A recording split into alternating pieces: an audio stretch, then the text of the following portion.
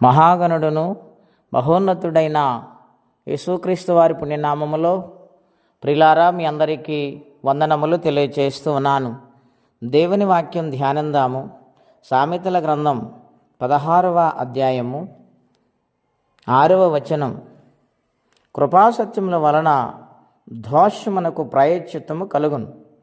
యెహోవా యందు భయభక్తులు కలిగి ఉండుట వలన మనుషులు చెడుతనము నుండి తొలగిపోదురు. ప్రియమైన దేవుని బిడ్డలారా, జ్ఞాని అయిన సొలొమోను ద్వారా పరిశుద్ధాత్మ దేవుడి గ్రంథాన్ని వ్రాయించారు. ఈ మాటలో అనేక విషయాలు దేవుడు మనకు బోధించబోతూ ఉన్నారు. కృపా సత్యము వలన దోషము ప్రాయశ్చిత్తం కలిగిద్ది. అవును ప్రియులారా, దేవుని కనికరము ఎవరి మీద ఉంటుందో వారిని దేవుడు ప్రతి నిమిషము కాపాడతారు.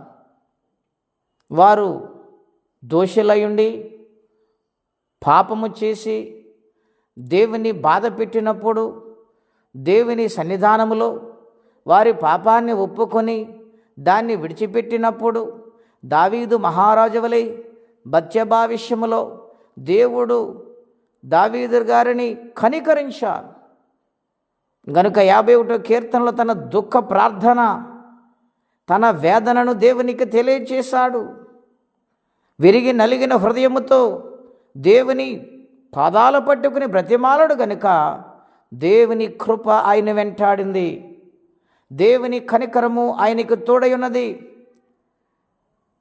గనుక దేవుని బిడ్డలారా, దేవుని సన్నిధానములో ఏ విధముగా జీవిస్తున్నామో ఆలోచన చేయాలి. దేవునికి ఇష్టము లేని కార్యాలు, దేవుడు బాధపడుతున్న కార్యాలు మనము విడిచిపెట్టి వారమై ఉండాలి.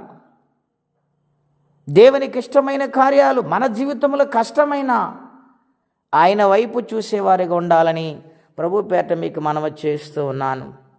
రెండవదిగా, యెహోవా యందు భయభక్తులు కలిగి ఉండుట వలన మనుష్యులు చెడుతనము నుండి తొలగిపోతారు.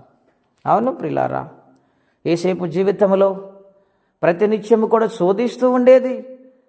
పోతీఫరు భార్య ఇంటి యజమానురాలు ఆయన నమ్మకత్వాన్ని చూసి తన యజమానుడు సమస్తమును అప్పగించినప్పుడు ఆయన ఎంతో యథార్థతతో జీవిస్తూ ఉంటే సాతాను తన యజమానులోనికి వెళ్ళి శోధిస్తూ ఉంది పాపము చేయమని. యేసేపు పారిపోతూ ఉన్నాడు. ఎంతో ఘోరమైన పాపము చేసి దేవుని ఎద్ద నేను ఎలా బ్రతకగలను అని భయపడిపోతూ ఉన్నాడు. పాపము నుండి పారిపోయాడు ఆయన. ఎన్నో కష్టాలు వచ్చినాయి. ఇనపకులము లాంటి జైలు ఆయన్ని బాధించింది. ఆయనను తన యొక్క ఇబ్బందులలో, కష్టములో, కృంగుదల ఆవేదనలో ఆయన ఎంతో బాధను అనుభవిస్తూ దేవుని సన్నిధిని విడిచిపెట్టలేదు ప్రియులారా. అది చూసిన దేవుడు, ఆ భయభక్తులు చూసిన దేవుడు తన జీవితాన్ని ఊహించనంత రీతిగా ఆశీర్వదించాడు.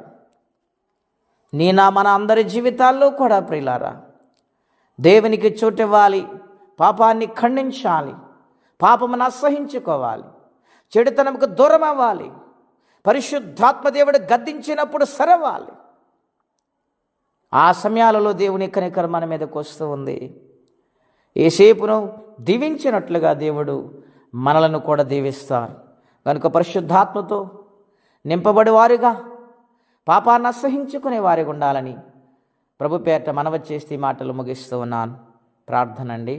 అత్యంత కృప కలిగిన దేవా, మహోన్నతమైన మీ నామము కొరకే వందనములు, స్తోత్రాలు చెల్లించుచు ఉన్నాము. ఈరోజు ఒక ప్రత్యేకమైన వాక్య సందేశము ద్వారా మాతో మాట్లాడుతూ వచ్చి ఉన్నారు. ఎవరి ఇబ్బందుల కష్టాల్లో ఉన్నారు, ఏ శ్రమల గుండా ప్రయాణం చేస్తున్నారు నాయన, ఒకవేళ నీకు అవధేయమైన కార్యాలు చేసి దూరమైపోయి ఇబ్బందులు పడుతున్నారేమో వారిని క్షమించుము. వారికి సహాయమును పంపించి నీ సన్నిధానములు నడిపించండి నాయన. 10th క్లాస్ రిజల్ట్లో అనేక మంది ఎదురు చూస్తున్నారు. బిడ్డలకు మంచి ర్యాంక్ దయచేయండి.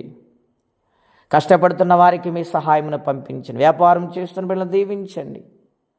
ప్రత్యేకంగా నాయన, రక్షణ లేక నశించిపోతున్న వారికి రక్షణ ఇవ్వండి.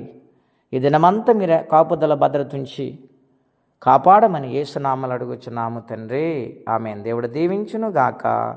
ఆమేన్.